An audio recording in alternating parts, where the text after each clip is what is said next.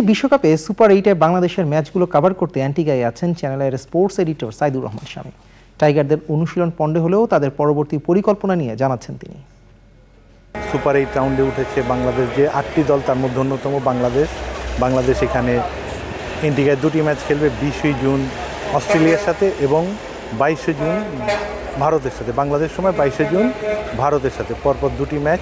তারপর 25 জুন তারা আফগানিস্তানের সাথে খেলবে সেন্ট ভিনসেন্টে।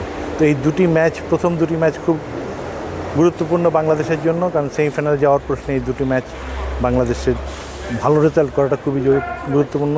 বাংলাদেশ দলের আত্মবিশ্বাসও আছে ভালো করার, তবে বৃষ্টির জন্য কতটা কী করতে পারে তা নিয়ে সন্দেহ আছে। অবশ্য বৃষ্টি যদি হয়, বৃষ্টির কারণে যদি খেলাটা ভণ্ডুল হয়, তাতে প্রতিদ্বন্দ্বী 2 দলেরই ক্ষতি, বাংলাদেশেরও ক্ষতি, যারা প্রতিপক্ষ থাকবে তাদেরও ক্ষতি। তো আমরা আশা করতে পারি যে বাংলাদেশ আগামী কয়েকটা দিন এই যে অ্যান্টিগায় খেলাগুলো হবে সেগুলো বৃষ্টির কবল থেকে মুক্ত থাকবে এবং সেরা খেলা উপহার দিতে পারবে বাংলাদেশ। আর কথা প্রসঙ্গে জানিয়ে রাখি, এখানে অবশ্য বাংলাদেশে খেলা না, বাংলাদেশে খেলা স্যার ভিভিয়ান রিচার্ড স্টেডিয়ামে সেন্ট জোন্সে।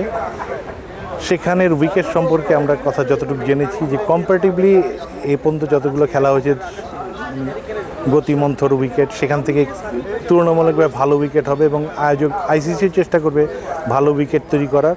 ফলে আশা করা যায় একটা উপভোগ্য ক্রিকেট দেখতে পাবে, মাঠে গড়াবে বাংলাদেশ, তাদের সেরা খেলাটা খেলবে। তবে সব কিছুই নির্ভর করছে প্রকৃতির উপর। প্রকৃতি সদয় থাকলে হয়তো বা বাংলাদেশ সহ এখানের যে সুপার 8 রাউন্ডের খেলাগুলো নির্বিঘ্নে শেষ হবে।